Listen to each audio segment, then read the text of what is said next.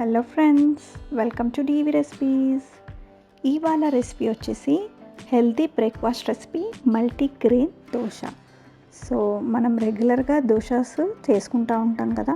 So దానికంటే కూడా ఇలా మల్టీగ్రెయిన్ దోశ చేసుకుంటే చాలా రుచిగా ఉంటుంది అండ్ హై ప్రోటీన్స్ మనకి ఈ దోశలో నుంచి మంచిగా వస్తాయి.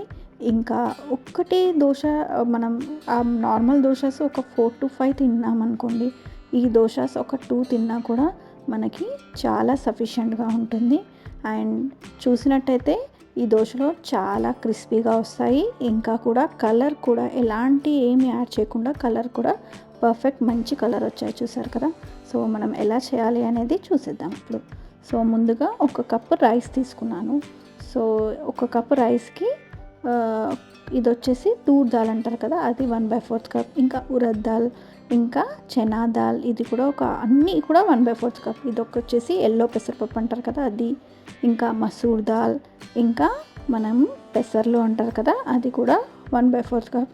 లాస్ట్లో కొన్ని పీనట్స్, అది కూడా తీసుకొని కొన్ని మెంతులు యాడ్ చేసి మంచిగా వీటన్నిటిని కూడా వాష్ చేసుకోవాలి.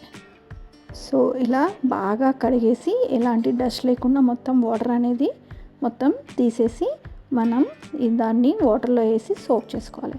సో ఇప్పుడు అవి అన్నీ కూడా మునిగేలాగా వాటర్ అనేది యాడ్ చేసుకొని ఒక 4 to 5 అవర్స్ అనేది మనం సోక్ చేసుకోవాలి. సో ఇలా సోక్ చేశాక మనం వాటర్ అంతా కూడా రిమూవ్ చేసేసి మంచిగా ఇలా బ్లెండర్ జార్లో కానీ, లేకుంటే మీ దగ్గర ఏదైనా వెట్ గ్రైండర్ ఉంటే దాంట్లో కూడా చేసుకోవచ్చు.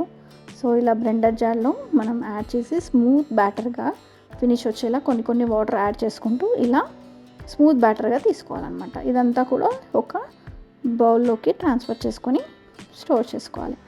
సో ఇలా నేను 2 times గ్రైండ్ చేసుకున్నాను. మిగిలింది కూడా అంతా గ్రైండ్ చేసేసి ఇలా స్టోర్ చేసి ఇలా ఒక గిన్నెలో వేసుకొని మనం ఇది ఒక ఓవర్ నైట్ అనేది 6 to 7 అవర్స్ అనేది మనం బయట పెట్టుకొని ఉండాలన్నమాట. సో ఇలా చూసారా, నెక్స్ట్ డే మార్నింగ్ కల్లా ఇది మంచిగా పొంగి ఇలా అయిపోయి ఉంటుందన్నమాట. గట్టిగా అయిపోయింది కదా. సో దీనికి కొంచెం వాటర్ అనేది యాడ్ చేసుకుంటూ మనం లూజ్ బ్యాటర్గా, కొంచెం నార్మల్ సెమీ లూజ్ నేను చూపిస్తున్న విధంగా ఉండాలి. ఇది కాదు, నేను చూపిస్తాను ఆ విధంగా మనకి వాటర్ అనేది యాడ్ చేసుకుంటూ దాన్ని స్మూత్ బ్యాటర్గా ఫినిష్ చేసుకోవాలన్నమాట.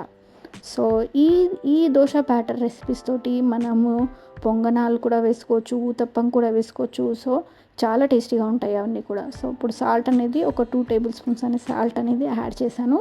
సో యాడ్ చేసి దీన్ని కొంచెం వాటర్ వేసుకొని కొంచెం పర్ఫెక్ట్ కన్సిస్టెన్సీ చూడండి, ఇలా ఈ కన్సిస్టెన్సీ వచ్చే వరకు బాగా మంచిగా మిక్స్ చేసుకొని పక్కకు పెట్టుకోవడమే. సో ఇప్పుడు మనం దోశ తవ్వ అనేది వేడి చేసుకోవాలి. వేడి చేసుకున్నాక కొంచెం అలా స్ప్రింకిల్ చేస్తే హాట్ తవ్వ అనేది వేడి అనేది తెలుస్తుంది.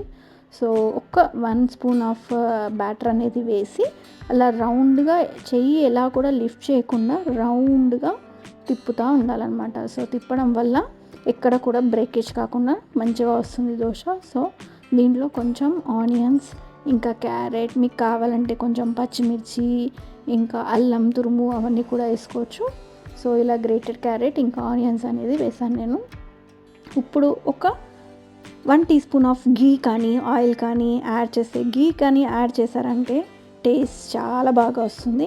సో కొంచెం సేపు అలా రెడ్గా రోస్ట్ అయ్యే వరకు వెయిట్ చేసి దాన్ని నెమ్మదిగా తీసి రౌండ్గా అలా చూపిస్తున్న విధంగా తీసుకోవడమే. చూసారు కదా కలర్ ఎంత పర్ఫెక్ట్గా వచ్చాయి. దీంట్లో నేను ఎలాంటి అటుకులు కానీ బొరుగులు కానీ ఏమీ యాడ్ చేయకుండానే మన పప్పు ధాన్యాలు ఉంటాయి కదా, ఆ వాటితోనే మనకి ఈ దోశలు అనేది చాలా క్రిస్పీగా చాలా టేస్టీగా వస్తాయి.